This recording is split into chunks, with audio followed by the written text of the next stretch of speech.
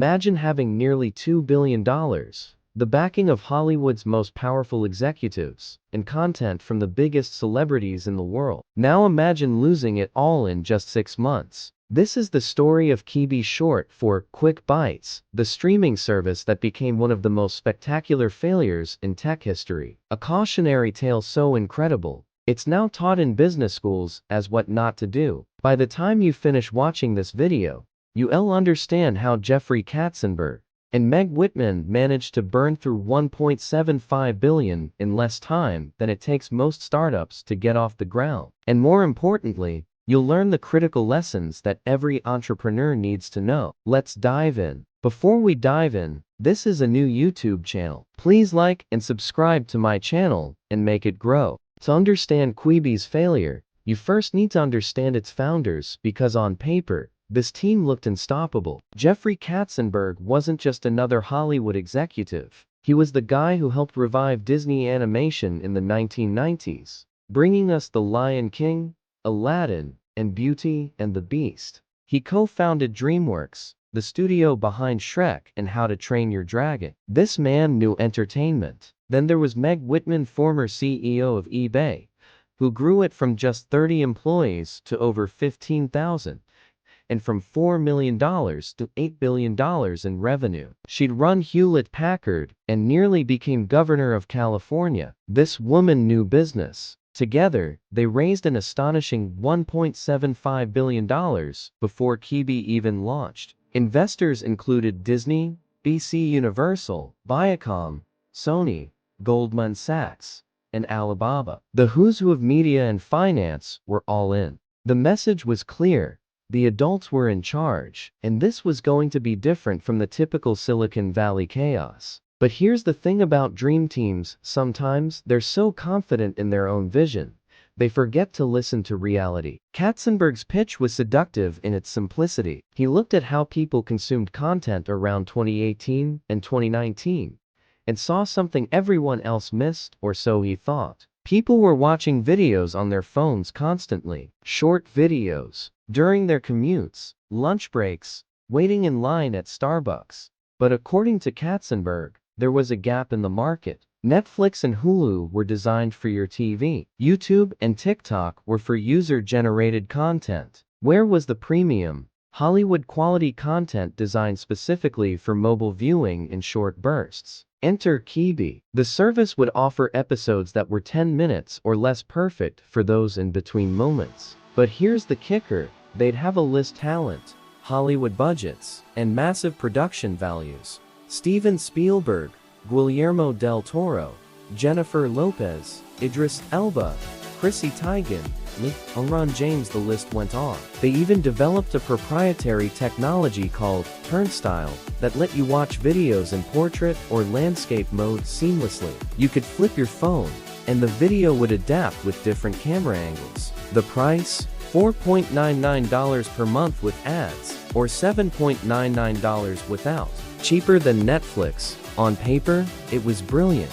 In reality, it was about to become a case study in how to get everything wrong. April 6, 2020, Quibi launched to the world, and the timing couldn't have been worse. The entire world was in lockdown because of COVID-19. Remember Quibi's whole pitch? Content for people on the go, for commutes and lunch breaks and waiting rooms. Well, nobody was going anywhere. The first week saw 1.7 million downloads. Not terrible, but not the explosion they'd hoped for. By week 2, downloads had plummeted by 90%.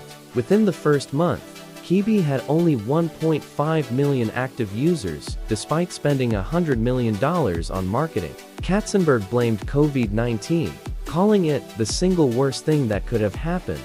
But here's the uncomfortable truth: the pandemic exposed the flaws. It didn't create them. Users immediately started complaining. You couldn't take screenshots to share with friends. You couldn't cast to your TV. Ironic, since people were stuck at home. There was no free tier beyond the 90-day trial. And most damning of all, the content just wasn't that compelling. Sure, they had celebrities, but Punk D reboots and Murder House Flip weren't exactly must-see TV. The shows felt like expensive filler that nobody asked for. There was no breakout hit, No watercolor moment, nothing shareable. And remember that Turnstyle technology they were so proud of? Turns out, most people don't constantly flip their phones while watching videos. It was a solution to a problem that didn't exist. Let's break down exactly where Quibi went wrong. Because this is where the real lessons are. First, they solved a problem that didn't exist. Katzenberg assumed people wanted premium short-form content, but TikTok, YouTube, and Instagram were already dominating that space. Users weren't asking for Hollywood actors in 10-minute chunks. They wanted authentic, relatable content, often from creators they already followed.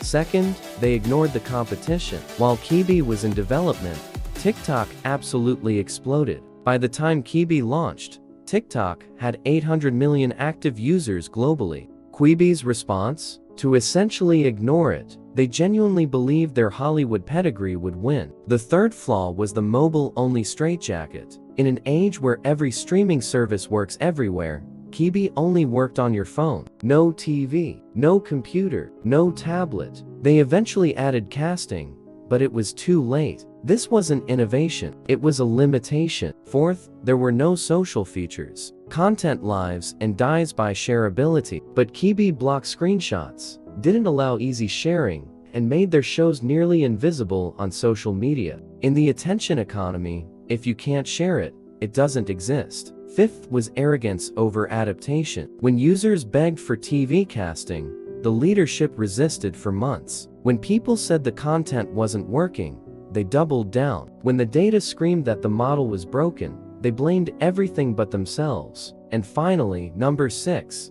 No community, no identity. Netflix has binge-worthy dramas. Disney Plus has nostalgia and Marvel. HBO has prestige. What did Quibi have? Nobody could articulate it, including Quibi. There was no cultural identity, no reason to care, and no community to belong to. They spent $1.75 billion creating a walled garden nobody wanted to enter, using technology nobody needed, to solve problems nobody had. By July 2020, just 3 months after launch, the writing was on the wall. After the generous free trials ended, only 72,000 people converted to paid subscriptions. Let that sink in. With $1.75 billion in funding and $100 million in marketing, they got 72,000 paying customers. For comparison, Netflix adds millions of subscribers every quarter. In August, they laid off 10% of their staff. By September,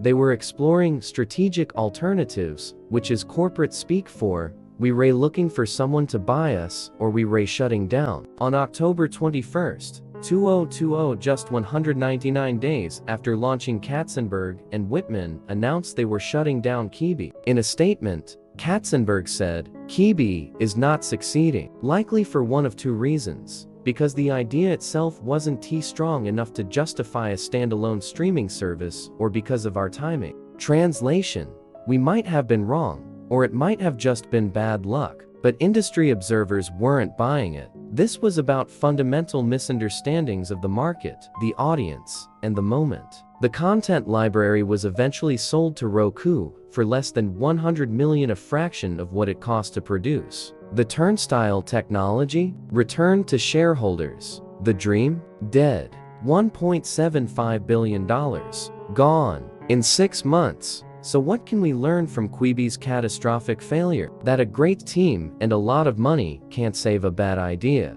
It teaches us that you must build for your audience, not for your own ego. You have to adapt to reality, not try to bend reality to your will. And most importantly, you have to create something people actually want, something they will talk about, share, and connect with. Quibi failed because it didn't do any of those things. It stands as the ultimate cautionary tale in modern business. Thanks for watching. If you found this story as fascinating as I did, hit that like button and subscribe for more deep dives into the biggest stories in business and tech. See you in the next one.